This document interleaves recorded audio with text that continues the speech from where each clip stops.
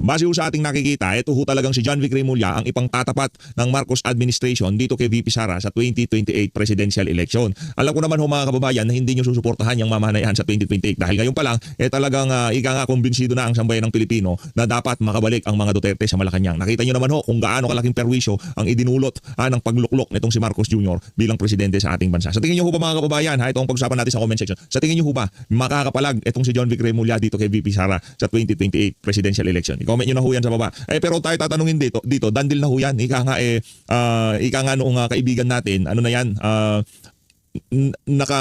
nakaguhit na o nakatadhana na kay VP Sara ang pagiging presidente sa 2028. Wala nang kung sino man ang makakapigil dyan. Siguro kung mangyayari na gawan ng masama itong si VP Sara, kaya laging sinasabi nung kaibigan natin na yun, lagi niya daw sinasabihan si VP Sara na mag-ingat siya dahil yun lang ang makakapigil sa pag-upo niya sa 2028 bilang presidente. Isang like at isang subscribe, masaya na ho tayo dyan at sa mga gusto sumali sa ating community, yung join button nandyan lang ho sa baba. Yun na nga mga kababayan, tayo ho natuwa sa pagtanggap ng ating mga kababayan dyan sa mga litanya na yan itong si John Vic Remulla. Meron ho tayong nabasang comment na kung saan talagang hinihikayat pa ho niya yung mga kababayan nating nagko-comment dyan sa mga post na yan about dito kay John Vic. Para dito kay Risa Hontiveros, dito kay Rafi Tulfo, dito kay John Vic Remulla, dito kay Vico Soto, yung mga talagang gusto ho nilang makapwesto sa 2028. Sige lang, takbo lang daw ho kayo para pakainin kayo ng alikabok nitong si VP Sara sa 2028. Ito na ho mga kababayan, meron ho tayong napapaisip tayo kung ano nang nangyari dito kay Franz Castro, di ba? Hindi na siya congressman. Di pa ba na-desisyonan yung yung apila niya diyan sa doon sa conviction sa kanya diyan sa Court of Appeals. Hindi pa tapos yun. Excited na ho kasi tayo na makulong yan si Franz Castro. Ito ho ang banat nitong si VP Sara dito kay Franz. Yung sa conviction ni Franz Castro na ACT party list, I don't think I can say any more than kung ano yung nakalagay sa desisyon ng judge noon. Nakalagay doon, she is guilty and convicted of child abuse. She is guilty and convicted of child abuse. She is guilty and convicted of child abuse. Yun naman pala bakit hindi pa ikulong yung Franz Castro na yan. O minsan nakikita pa rin natin pakalat-kalat yan sa news feeds natin yung Franz Castro yan. Dapat makulong na ho yan. At para naman din sa Court of Appeals, desisyonan nyo na ho yung apila ng alin na yan. Pero ano lang ho yan, sa bagay, desisyonan niya ng Court of Appeals o hihintayin ho niya ang pag-upo ni VP Sara. Yung mga makakaliwa na yan, yung mga mga panggulo na yan sa bansa natin, yung sila Marcos, yung mga Remulla na yan, ano na lang ho talaga sila, kumbaga konting panahon na lang, ano na ho nila ito. Ito na yung kanilang pang-apat na huling Merry Christmas. Kung sakaling hindi pa ho sila matanggal sa susunod na 3 taon, mapa-impeachment man yan, nasobrahan man itong si Marcos Jr., kung ano man yung binabanatan niya na yan, abangan na lang ho natin. Kasi ano na yan, kumbaga 3 taon, wala na hong ano yan. Sa ayot sa gusto nila magiging presidente si VP Sara at itong mga kawatan na to, sigurado kalaboso ho itong mga kababayan. Ano ho yan? Sigurado, lalo na itong si Marcos Jr., matindi ho yung ginawa niya kay dating Pangulo Rodrigo Duterte. Wala akong kapatawaran yun kahit sa mga taga-suporta niya. Kahit na manghingi pa siya ng tawad ngayong mga panahon na to, sa tingin ko ako personally, hindi ko mapapatawad yung mama na yan. Yung ginawa ho niya hindi lang kasi kung ikaw tunay na Pilipino, yung ginawa ho ni Marcos Jr. paglapastangan ho sa lahing Pilipino. Hindi lamang ho sa galit ka kay Duterte kasi yung mga pulisiya niya hindi mo nagustuhan kasi meron ka kamag-anak na nagurgur, meron nagbabangag ka, gumagamit ka ng droga. Yun lang naman ho. Kung magnanakaw ka, dalawang uri lang ho ng tao ang galit kay dating Pangulong Rodrigo Duterte. Mga durugista at yung mga magnanakaw. Ngayon, yung mga galit sa kanya ngayong mga panahon na to, panigurado na nabibilang lamang doon sa dalawang kategorya na yun. Kung hindi ka bangag, magnanakaw ka. Ang mahirap po dito mga kababayan, yung mga nasa Malacanang, baka yung dalawang yun, talagang ini-enjoy nila ngayong mga panahon na to. Pagnanakaw at pagbabangag. Di ba? Kaya galit na galit po sila. Level ng galit nila kay dating Pangulong Rodrigo Duterte. Wala silang pakialam kahit na yung Duterte ang naging dahilan kung bakit naipalibing itong si Marcos Sr. sa libingan ng mga bayani. Di ba? Ibang klase po talaga. Wala na ho, ano na yan itong si Marcos Jr. Tapos na ho talaga ang, kahit tingnan nyo ho yung mga video niyan, yung mga Christmas greetings nila, yung pagpapatweetam sila mag-asawa, wala ho, hindi ho kinakagat ng sambayan ng Pilipino. Hindi madadaan sa ganda ng camera, sa ganda ng mga bokeh effects mo, sa ganda ng boses ng mic mo, hindi madadaan yan dyan. Ang ganda ho ng setup nitong si Marcos Jr. Pagka ina-address niya sambayan ng Pilipino, yung mga vlog niya, doon sa kanyang FB page, saka laho niya siguro. Ngayon, dati kasi pagka nagsalita siya doon sa FB page niya na yun, talagang kahit pa paano, napakabalanse ng pagtanggap ng ating mga kababayan. Kumbaga yung mga komento, yung mga reaksyon sa social media, especially doon sa kanyang main page na yun na Bongbong Marcos, kahit pa paano merong naglalabanan yung mga naka-like doon, naka-follow doon na nabuksan na ang kaisipan na mambubudol itong si Marcos Jr. At yung mapahanggang sa ngayong mga panahon na to, hindi natin malaman, majority doon sa mga naka-follow doon, hindi na lang ho sila ika nga masyadong takey para mag-unfollow kasi dami pang gagawin yan. I-click mo to, tapos i-click mo yan. Napakaraming proseso para makapag-unfollow. Malamang sa malamang yung mga follower niya na talagang nabuksan na ang kaisipan sa mga pambubudol na ginagawa niya sa bayan ng Pilipino. Ang sumasagot na lang doon sa mga disgusto ng ating mga kababayan na yun, yung mga troll farms na kanilang binabayaran para mag-like, mag-share, mag-komento, mag-heart react sa mga kabalbalan nila dyan sa kanilang mga FB page. Dito ho tayo mga kababayan kay Congressman Edgar Erhice. Kaugnay pa rin ho ito sa matinding nangyari dito kay Yusek Cabral. Game, umpisa na ho natin to. The former DPWH Undersecretary Maria Catalina Cabral. She was found dead on December 19 after allegedly falling from a cliff. From one lawmaker, failure to investigate the matter thoroughly sends a dangerous message. Let's get on point with Caloocan City 2nd District Representative Edgar Erice. Congressman Erice, good to see you again. Welcome to the show. Merry Christmas to you, sir. Thank you, ma'am. Good evening. All right. Unang-una po, isa kayo among other legislators who filed this resolution to look into the death of former Undersecretary Catalina Cabral. Exactly what do you want to find out? Well, gusto namin malaman yung mga pangyayari surrounding the circumstances surrounding the death of Yusek Cabral.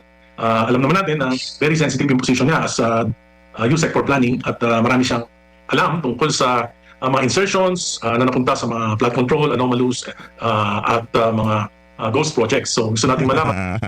Excited tayo dyan sa hearing na yan. Sa tingin ko magiging aktibong participant itong si Congressman Libiste dyan sa gaganaping pagdinig na yan. Sana dyan sa pagdinig na yan, kung pwede ilabas na sa sambayan ng Pilipino yung listahan na hawak nitong si Congressman Libiste. Tuloy lang ho yan, dapat talaga maimbestigahan. Kung ano yung kaugnayan ng pagkamatay niya dito sa kinakaharap niya. Gusto rin natin malaman kung sino-sino yung kanyang mga kausap nung buhay pa siya tungkol dito sa mga proyekto na ito. Of course, yung mga immediate staff niya sa Department of Public Works and Highways, yung Director for Planning, yung kanyang Secretary at yung kanyang si Congressman Leandro Libiste presented a list of encoders na nag-encode ng mga insertions at mga diversions nung nakaraang from 2023 to 2025 budget. So yun ay gusto namin malaman na protektahan din, mangalig din yung kanilang mga buhay. Pangatlo, gusto namin malaman dahil bakit nagkulang ang gobyerno para makuha kagad, ma-extract sa kanya yung mga information, yung files tungkol dito sa anomalous projects na to, anomalous insertions na ito. At gusto natin malaman na kung tama ba yung proseso ng DPWH in project insertions, in determining what is feasible projects or what are the anomalous projects. So maraming kailangan nating pag-aralan dito. It's really not just a hearing, a resolution to look into her death, but it's also, from Yes. what I understand, all the Congressman, circumstances that lead to his death. to her death. Kasi parang lumalabas na she's a central figure dito po. As mentioned a while ago, she is the one who really knows about supposed insertions. As even mentioned by Congressman Leandro Libiste, kasi binigyan daw po Yes. siya ng kopya ng mga insertions and proponents. So, let's also go back a little bit, Congressman Erice. I do recall Senate President Tito Soto a couple of months ago also saying that Isa Cabral even had coordinated with her, possibly had called her and asked if he wanted to insert some projects, to which the Senate President said no. Yes, as far as I know, lahat ng mga proyekto, na mga request ng mga politiko, ng mga nasa executive department, lahat yan ay dumadaan kay Yusek Cabral. At may record siya, may file siya niyan kung ano yung mga proyekto na ito. Gusto natin malaman yung mga proponents, gusto natin malaman kung sino rin yung mga contractors na nagipag-ugnayan sa kanya. At sa pagkakasabi niya sa akin na nabubuhay pa siya during budget hearings, lahat naman ng mga insertions, lahat ng mga amendments ay may prior approval ni Secretary Bunuan. Yun mga kababayan. No, walang galaw, walang sariling galaw itong si ano pangalan ito, itong si Cabral, diyan sa mga na yan, diyan sa mga insertion na yan, diyan sa mga pinapasingit na yan ng mga proponent. Wala akong sariling galaw yang si Cabral. Lahat yan idadaan kay Bunuan. Kaya ano pa ho mga kababayan, habang buhay pa si Bunuan, kahit pa paano meron pa tayong inaasahang pwedeng magsalita dito sa napakalaking anomalya na to na yung manig sa ating bansa dito sa administrasyon ni Marcos Jr. Kung tayo naman ho tatanungin, mag-alasal di ko ka na dito kay Bunuan, magsalita na ho kayo kahit sa ano lang via yung social media, pwede na yon. Tatanggapin ho namin yun ng marangal sa aming puso, ika nga, di ba? Ay, ano niyo ho, magano ho kayo, magsalita ho kayo. Ay, kahit hindi pa under oath yan, papaniwalaan namin kayo. Bakit? DPWH secretary kayo at panigurado. Ito sigurado ko sa inyo. Yung pinangako kay Zaldico na wag siyang umuwi dito sa Pilipinas, puprotektahan ka namin. Ganyan din ang pinangako kay Bunuan nung lumabas siya ng ating bansa. 'Di ba? Well, hindi namin gagawin yung ginawa namin kay Saldico. Hindi namin gagawin yung kaadikang ginawa namin kay Saldico sa'yo. Yung ikaw ang gagamitin naming poster boy ng corruption campaign ng pamahalaan. 'Di ba? Hindi namin gagawin yun. Basta tahimik ka lang, diyan ka lang sa ibang bansa. Hindi namin paiinitin ang issue na dapat kailangan mo umuwi doon sa petsa na itinakda mo na ikaw ang nagsabi na uuwi ka at hindi ka pa umuwi. Hindi namin i-SSin yan, 'di ba? Nasaan na si Bunuan? Anak ng Toka, may ang Christmas niya, nasa abroad ho siya mga kababayan. Kaya dapat ho talaga magpresidente na itong si VP Sara sa lalong madaling panahon para talagang mabigyan na ng hustisya yung mga kababayan nating nasa hanggang sa ngayong mga panahon na to wala ho silang Merry Christmas kasi yung mga bahay nila naanod, yung mga ari-arian nila nasira. Marami hong ganyan hanggang sa ngayong mga panahon na to. Hindi pa rin ho sila nakakabangon doon sa dilubyo na dinanas nila dahil sa kakurakutan ng mga opisyal sa Pilipinas. Tuloy natin. Ang problema, si Secretary Bonoan din ay wala dito sa ating bansa. Congressman, Nagpunasan, possibly, no? do you think that even more than Secretary Bonoan, the former Undersecretary Cabral would have more information for the main reason that she's been there many years prior to nag-chief po or nag-secretary si Secretary Bonoan? And she's good, she's good at her job. So talagang meron siyang complete list year by year. Mga insertions, mga diversions, alam niya kung sino yung mga proponents, lahat nakikipag-usap sa kanya. For example, yung personal experience ko, when I look into the NEP, yung expenditure program for my district for 2026, nakita ko puro kalokohan. So kinausap ko si Secretary Bonoan, sabi ko kung gagawin ito, baka ako pa mapahamak dahil ako na yung congressman, tapos lalabas ginagawa itong 2026 projects ng DPWH, puro kalokohan. Like for example, flood control sa mga school campuses. Sabi ko, kailangan baguhin ito, kailangan gumawa ng mga tunay na proyekto. So ginawa namin, nakapag-coordinate kami sa district engineer, tapos dumaan talaga sa proseso. Dumaan kay Yusek Cabral. Siya lahat ang nakakaalam. So Congressman, what you're saying is in the 2026 budget, the one coming up, nakita niyo po yung programa sa inyong distrito, 2nd District, if I'm not mistaken, nasabi niyo nga, kalokohan. Puro kalokohan. Kaya siya po ang inyong kinausap, si Undersecretary Mula si Cabral. Secretary Bonoan, I talked to Secretary Bonoan then to Yusek Cabral. And then, napalitan po yun, yung sinasabi niyong kalokohang mga proyekto. Yes. Okay. Napalitan. Ang sabi po ni Congressman Leandro Leviste, marami raw na mga pangalan, kumpleto daw yung file at maraming pangalan ng mga congressmen and mga senators. And while we're at it, sir, do you think that in this file, posibleng pati po kayo ay makikita po ang inyong pangalan doon? Hindi po kasi po 2025 insertion siya. Okay, alright. At alam niyo po, yung insertions per se, hindi naman masama yan kung mabuti yung pupuntahan ng proyekto. Kasi po, ang budget process nagsisimula ng January. After January, marami pong pangyayari na hindi natin alam.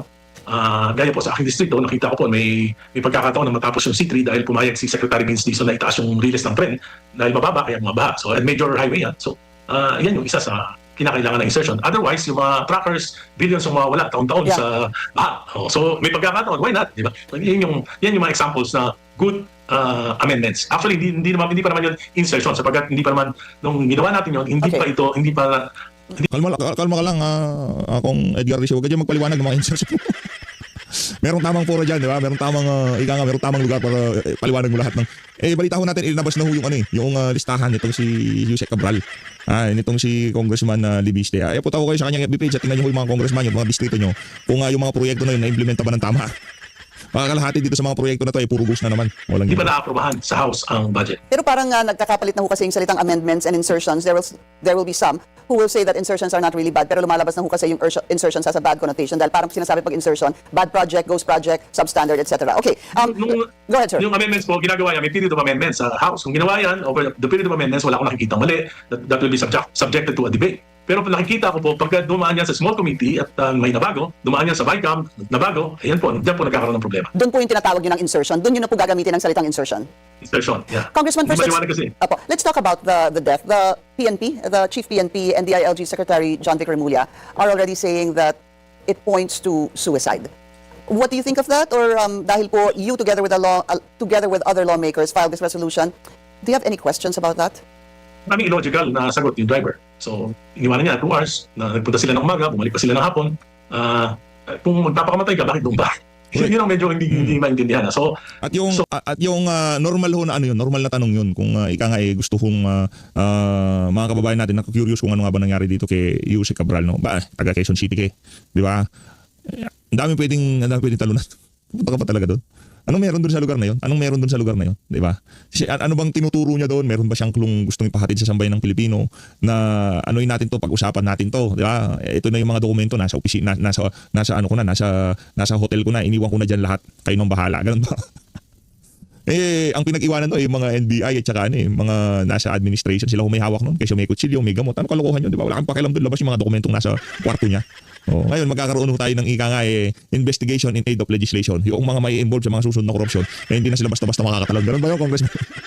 So, tumuloy siya sa hotel. Ang balita ko, lagi namang nasa Baguio si Yusek Cabral at may tinitirahan siyang mansion. So maraming dapat pa silang imbestigahan at hindi dapat kaagad na May mansion sa Baguio itong si Yusek Cabral, ibang klase.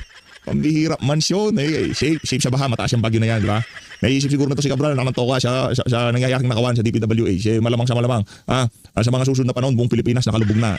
Baguio na lang hindi nakalubog, kaya lilipat na ako doon. Ganun ba? May mansion daw siya doon. Ba't hindi nailabas yung mga anggulo na yan? Na kesyo mula sa Manila, nagpapabagyo silang dalawang mag-driver, di ba? Silang dalawang driver, kaya tumuli sila saan. Meron pala siyang tinutuluyan dyan good na suicide yan. Pero ako, hindi naman 1980s na ngayon, Pinky, marami ng technology na pwede nating malaman. Yung nangyari, yung insidente, sabi nila, between 3 to 5 p.m., in a sunny and bright day sa Baguio, identified yung exact coordinates ng location. Tingnan mo lang yan sa Google Earth. Sa maraming, meron pang iba pang paraan na makikita yung actual incident. Yung actual image, makikita yan kung gagamitin lang yung Google Earth. So, siguro, bago mag-conclude, si Secretary John Vic Remulla, baka pwede muna silang kumonsulta sa Google Earth o iba pang technological firm na pwedeng humanap ng exact incident na yun. Meron naman timeline, meron exact coordinates. Sabi ko nga, baka maunahan namin sila, nakakaya naman sila. But what exactly did you mean when you were saying that the Undersecretary Cabral, often visits Baguio and she has a mansion? But this time around, but this time around, sir. No, I'm not saying that she has a mansion. I'm saying is, ang information ko from a very reliable source, madalas siyang pumunta sa Baguio nung mag-resign siya. At doon siya siguro nagre-relax. At ang tinitira niya, hindi naman hotel, kundi isang mansion. Hindi ko lang alam kung sino yung may-ari ng mansion. Okay. Pang nakakapagtaka. Hold on, sir. I stand corrected there. So pupunta siya doon and she stays in this mansion. That's what you're saying, no? So to you, it's in a very particular mansion. In one particular mansion. So to you, it's very questionable why on that particular day she had checked in that particular hotel. Yun pong ayon.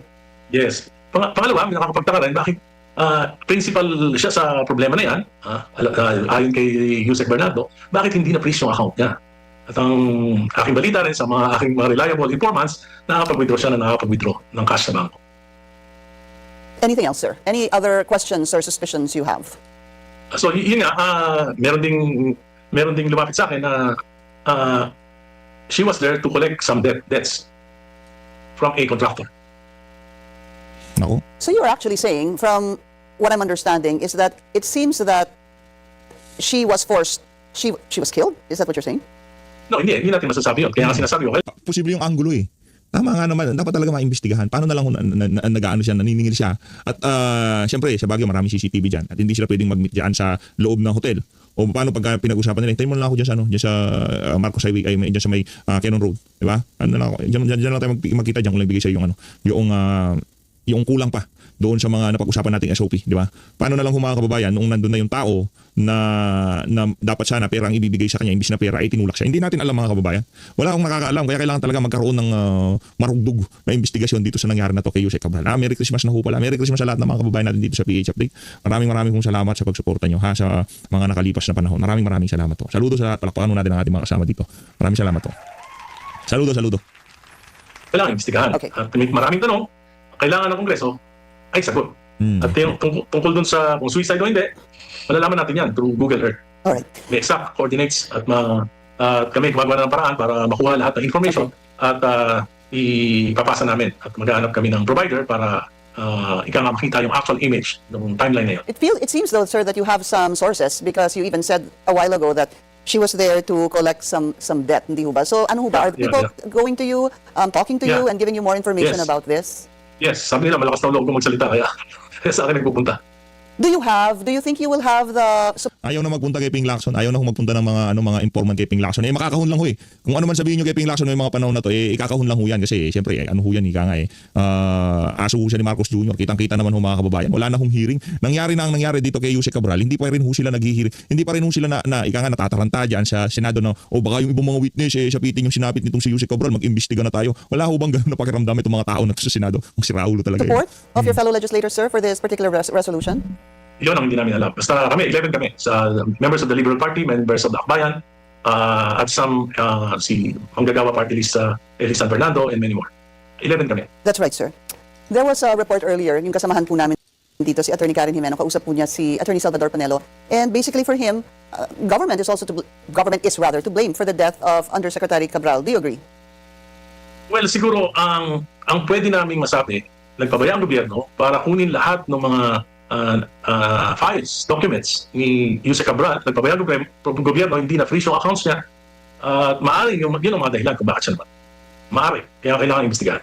I just Hindi Ano yun napakalaking sampal ho sa pagmumukha ni Ping Lacson yung nangyari ng kay Cabral. Dahil sa katagal-tagal ng panahon, pwede ho silang mag-imbestiga pa, pwede pa silang ika nga talagang magpunta sa kaibuturan nitong issue na to, pero hindi ho nila ginawa. Nung nakaladkad ng pangalan nitong si Bangag, bigla ho nilang tinigil ang pagdinig diyan sa Senado. Ayun na nga mga kababayan, abangan ho natin baka ika nga mauntog ang ulo nitong si Lacson at nitong si Soto. Maisipan nila dapat na tayong magpatawag ng hearing ulit. Kasi baka si bunuan naman ang magpatiwakal. Mga kababayan, kung dati nakay Cabral yung ika nga yung bola na pilit na ibinibigay ng ang bagong pamunuan ng DPWH, maya Cabral, si Cabral ang may hawak sa ganito, si Cabral ang may hawak sa ganyan, si Cabral ang linalapitan ng mga congressman, si Cabral ang tumawag dito. Malay ba natin pinatawagan lang ni Bunuan kay Cabral itong si Soto para diyan sa implicit na insertion na yan. At ang pangalan na ika nga na tusta diyan sa pagtawag na yan kay Soto si Cabral lang. Paano kung si Bunuan pala nagpatawag? Paano kung sinabi pala ni Marcos Jr. tawagan niyo yung si Soto, tropa natin yan. Tawagan niyo kung gusto niya, kung baka meron siyang gustong ika nga proyekto diyan sa DPWH. Di ko natin alam. Sa tingin ko naman base dito sa nangyari kay Cabral na to, wala ho siyang lakas ng loob para tumawag lang ng ganoon sa isang senador para magpa-insert ng kung ano pa man. Di ba? Lahat ng ginagawa niya, ika nga ititimbre niya muna sa kanyang boss at yung boss niya ititimbre niya ito doon sa boss niya. At lahat ng ito, sa ayon sa gusto ng mga taga Malacanang, babagsak ko yan sa Malacanang. As always, maraming salamat sa pag-support sa PHFT.